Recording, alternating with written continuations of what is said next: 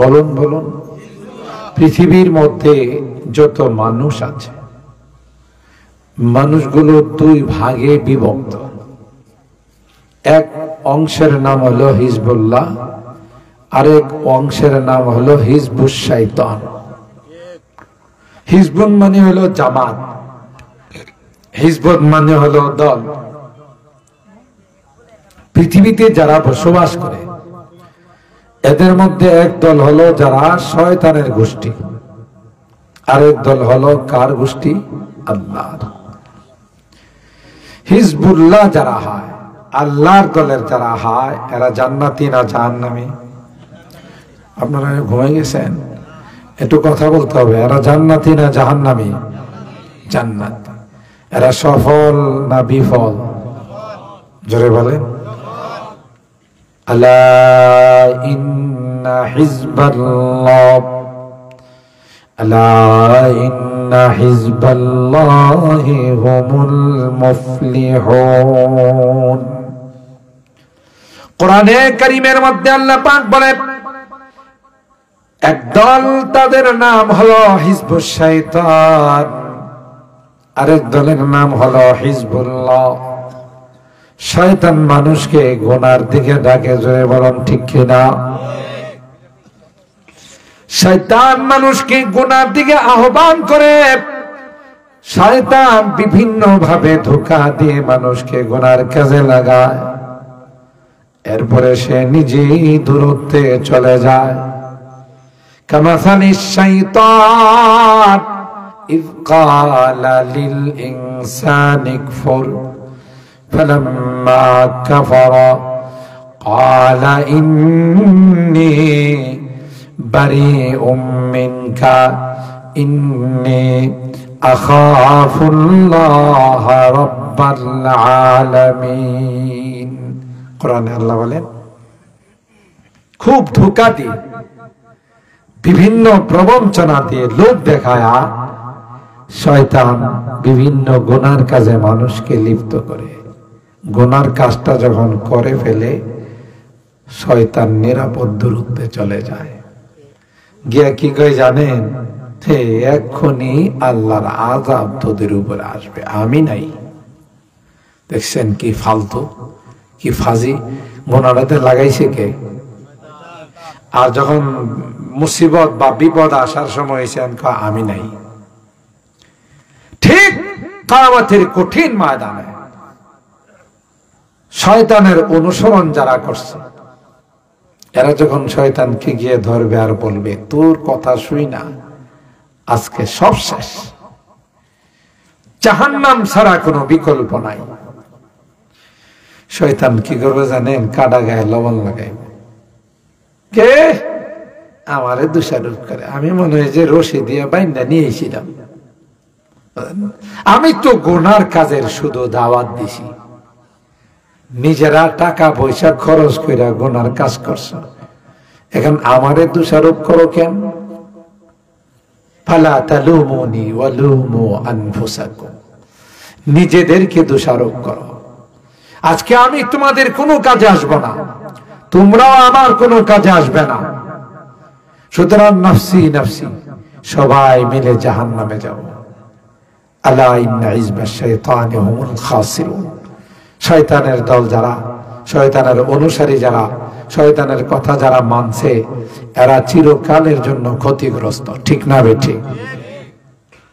আল্লাহু ওয়ালিয়ুল্লাযীনা আমানু ইউখরিজুহুম মিনাজ যুলুমাতি ইলান নূর। আল্লাহ ডাক দেয়া কয়, আমি আল্লাহ যাদের অভিভাবক, ইমানদার মুসলমানদের অভিভাবক, আমি তাদেরকে অন্ধকার থেকে আলোর মধ্যে নিয়ে আসি, গুনাহ থেকে নেকের দিকে নিয়ে আসি। আমি আল্লাহ তাদের জন্য জান্নাতের ফয়সালা করি। এমন একটি সুন্দর নাম হিজবুল্লাহ, আল্লাহর দল। আমাদের ইসলামী যুব সংঘ, এই যুবকরা যখন মানুষের পাশে দাঁড়াবে, যুবকরা যখন ইসলামের দিকে মানুষকে আহ্বান করবে, এদেশে ইসলামী হুকুমত কায়েম হতে সময় লাগবে না, কথা কয় না। আজকে সুসংবাদ, বাংলাদেশের প্রত্যেকটা বড় বড় ইসলামী মহাসম্মেলনের কর্ণধার হলো আমার কলিজার টুকরা যুবকরা। সুবহানাল্লাহ। এক সময় যুবকরা গানের আসর জমাইত, মেলা জমাইত, নর্তকী গায়ক গায়িকাকে নিয়ে আইসা বিভিন্ন রকমের অশ্লীলতা বেহায়াপনা করত। এখন যুবকরা একত্রিত হলে বলে তাফসীরুল কোরআন মাহফিল করব। কথা বলেন ঠিক কি? এটা আমাদের জন্য সুলক্ষণ, ভাগ্যের বিষয়। আল্লাহ হিজবুল্লাহ ইসলামী যুব সংগঠনকে কবুল করুন, আমিন বলুন। যেহেতু তাফসীরুল কোরআন মাহফিল, আমি নামটার বিষয়ে কিছু কথা আপনাদের খেদমতে আরজ করলাম। আসুন আল্লাহ তাআলা সূরা আর-রুমের 20 নম্বর আয়াত থেকে নিয়ে 25 নম্বর আয়াত পর্যন্ত বেশ কিছু কুদরতি নিদর্শনের আলোচনা করছেন। আল্লাহকে চিনার জন্য, আল্লাহকে বুঝার জন্য 1 নম্বর কুদরতি নিদর্শন আল্লাহ আলোচনা করেন, ওয়া মিন আয়াতিহি আন খালাকাকুম মিন তুরাব। যে দেখো তোমরা কিন্তু এক সময় কিছুই ছিলে না, উল্লেখ করার মতো কোন বস্তু তোমরা ছিলে না। হাল্লাতাত আলাল ইনসান হিনুম মিনাদ দাহর লাম ইয়াকুন শাইআম মাযকুরা। আল্লাহ বলেন, হে মানব, একটা সময় ছিল যে সময়ে উল্লেখ করার মতো কোনো বস্তু তোমরা ছিলে না, বীর্য ছিলে না, পাক পানি ছিলে। আমি আল্লাহ কুদরতি ভাবে তোমাদেরকে কত সুন্দর বানাইলাম। ওই বীর্যটাকে কুদরতি মেশিনের মধ্যে দিলাম, ওখান থেকে ধীরে ধীরে আমি আল্লাহ সুন্দর মানুষ বানাইলাম। 40 দিন পর পর তোমার সৃষ্টির মধ্যে আমি আল্লাহ পরিবর্তন ঘটাইলাম। এটা হলো রক্ত, তারপর হলো গোশতের টুকরা, গোশতের টুকরাটার মধ্যে আমি আল্লাহ হাড্ডি দিলাম, তারপর আবার গোশত দিয়ে ছাউনি দিলাম, এরপরে তোমার চোখ, কান, নাক, এগুলো আমি আল্লাহ নিজে ফিটিং করলাম। সুবহানাল্লাহ। দামি জিনিসগুলো আমি আল্লাহ তোমার চেহারার মধ্যে সেট আপ করে দিলাম। চোখটা তোমার চেহারায় দিলাম, নাকটা তোমার চেহারার মধ্যে দিলাম, কানটা তোমার চেহারার মধ্যে দিলাম। কেন রে বান্দা, এই দামি জিনিসগুলো এখানে রাখলাম তোমাকে দেখলেই যেন আমি আল্লাহর কুদরতের কথা মনে পড়ে যায়। এই জন্যে আমি আল্লাহ তোমাকে সুন্দর করে বানাইলাম। তুমি কিন্তু মাটির মানুষ, মাটির দ্বারা আমি আল্লাহ তোমাদের বাবা আদমকে বানাইছি। আর এই বাবার সন্তান যারা হবে ওরাও কি হবে? মাটির হবে, ঠিক কিনা? মাটির মানুষ। তোমার মধ্যে যেন অহংকার না আসে, তোমার মধ্যে যেন দাম্ভিকতা না আসে। যদি আসে তাহলে তোমার পরিণতি অত্যন্ত ভয়াবহ হবে।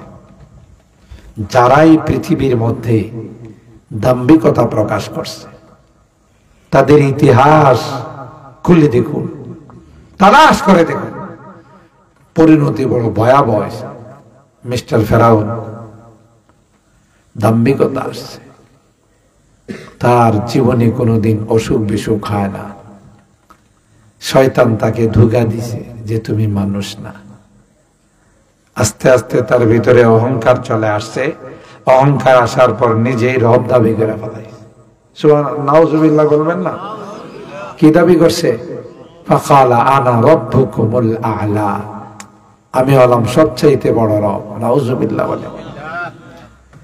এই দাম্ভিকতার কারণে ফেরাউনকে আল্লাহ রাব্বুল আলামিন পানির মধ্যে ডুবায়া মারছে।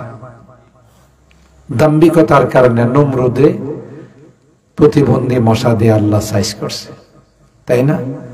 নিজে বলছে আমি খোদা, হায়াত মতের মালিক আমি। নাউজুবিল্লাহ, জোরে কর। আল্লাহ বলেন তুমি মাটির মানুষ, কেন তোমার মধ্যে দাম্ভিকতা আসবে? ওয়ালা তামশি ফিল আরদি মারাহা ইন্নাকা লান তাখরিকাল আরদ ওয়া লান তাবলুগাল জিবালা তুলা। তুমি কি দাম্ভিকতা করে আল্লাহর আসমান ফাটায় ফেলাইবা, জমিন ফাটায় ফেলাইবা? তাহলে এই রকমের বাহাদুরি দেখানোর কোনো অর্থ হয় না। আল আজমাতু ইজারি ওয়াল কিবরিয়াউ রিদাই। বড়ত্ব, দাম্ভিকতা এটা আমার চাদর, আমার পোশাক। এটা নিয়ে কেউ টানাটানি করলে তার এমন শিক্ষা দিব গোটা বিশ্বের মধ্যে এটা স্মরণ হয়ে থাকবে, ঠিক না? অতীতকে যারা ভুলে যায় এরা বোকার সাগরে বসবাস করে, ঠিক না? সামান্য কিছুদিনের ক্ষমতা পায়া যারা মনে করে আমি অনেক কিছু হয়ে গেছি, আল্লাহ কয় না, তুমি যেখানে দাম্ভিকতা দেখাইবা ওখানে তোমাকে আমি পাকড়াও করব। যেমন আমাদের নেতা নেত্রীরা, বড় বড় মন্ত্রী মিনিস্টাররা, এদের দাম্ভিকতার কোনো সীমানা ছিল না। যারে পারছে তার উপরে অত্যাচার করছে। কিন্তু এখন কোথায় বলেন আছে? কোনো খোঁজ নিলে পাওয়া যাবে? বাটি চালান দিয়ে পাওয়া যাবে? দাম্ভিকতা ভালো জিনিস না। নম্র ভদ্র হয়ে থাকা এটা আল্লাহর কাছে পছন্দনীয়। সুবহানাল্লাহ। এই জন্য আল্লাহ বলেন তুমি মাটির মানুষ, মাটির মতো চলো, তোমার মধ্যে যেন কোনো অহংকার না আসে, দাম্ভিকতা যেন না আসে। তাইলে বান্দারে আমি আল্লাহ তোমার এই নম্রতার কারণে দিন দিন তোমার উন্নতি করে দেব। এটা হলো একটা। 2 নাম্বার হলো মিন আয়াতিহি আন খালাকা লাকুম মিন আনফুসিকুম আজওয়াজা। আল্লাহ ডাক দিয়া কয় তুমি ছিটকার মানুষ, হবিগঞ্জের মানুষ, বানিয়াচঙ্গের মানুষ, তোমার সঙ্গে চট্টগ্রাম, খুলনা, রাজশাহী অন্য কোন জায়গার মেয়ের সঙ্গে বিবাহ হয়ে গেছে, জানা নাই, শোনা নাই, পরিচয় নাই, অভিভাবকদের মাধ্যমে পারিবারিক ভাবে বিয়ে হয়ে গেছে। দুইজনের মধ্যে এমন সুন্দর মহব্বত আর ভালোবাসা হয়ে যায়, গোটা বিশ্ব মিলেও এই ভালোবাসা ভাঙতে পারবে না। এই মহব্বত আর ভালোবাসা কে দিছে? অথচ একজন আরেকজনকে চিনে না, একজন আরেকজনকে জানে না, জীবনে কোনোদিন দেখা হয় না, জীবনে কোনোদিন সাক্ষাৎ হয় নাই। যেই বিসমিল্লাহ কবুল বলে ফেলল, তাদের মধ্যে এমন সম্পর্ক হয়ে গেল, এমন মহব্বত হয়ে গেল, স্বামী যতক্ষণ পর্যন্ত তার স্ত্রীকে তালাক না দিবে, সারাসারি না হবে, গোটা বিশ্বের রাজা বাদশারাও তাদের সম্পর্ক নষ্ট করতে পারবে না, ঠিক না? আল্লাহ বলেন মিন আয়াতিহি আন খালাকা লাকুম মিন আনফুসিকুম আজওয়াজা। তোমাদের পত্নীগণকে, তোমাদের স্ত্রীগণকে তোমাদের থেকে বানাইছি। সুবহানাল্লাহ। কেন বানাইলাম? লিতাসকুনু ইলাইহা, আপসের মধ্যে মিল মহব্বত হবে, আপসের মধ্যে ভালোবাসার সৃষ্টি হবে। একজন আরেকজনকে না দেখলে তাদের শান্তি লাগবে না। আল্লাহ ডাক দেয়া কয় লিতাসকুনু ইলাইহা, তুমি যখন কোনো বিপদে পড়বে তোমার স্ত্রীর সঙ্গে তুমি শেয়ার করবে, স্ত্রীর সঙ্গে সেটা বিনিময় করবে। তোমার স্ত্রী তোমাকে সান্ত্বনা দিবে রে, আর বলবে না না টেনশনের কোনো কারণ নাই, এই বিপদ থেকে শীঘ্রই আল্লাহ আপনাকে উদ্ধার করে দিবে। এটা হলো আসল স্ত্রীত্বের বৈশিষ্ট্য। আল মারাতু ইযা সাল্লাত খামসাহা ওয়া সামাত শাহরাহা ওয়া আহসানাত ফারজাহা ওয়া আতাআত বালাহা ফালতাদখুল মিন আইয়ি আবওয়াবিল জান্নাতি শাআত।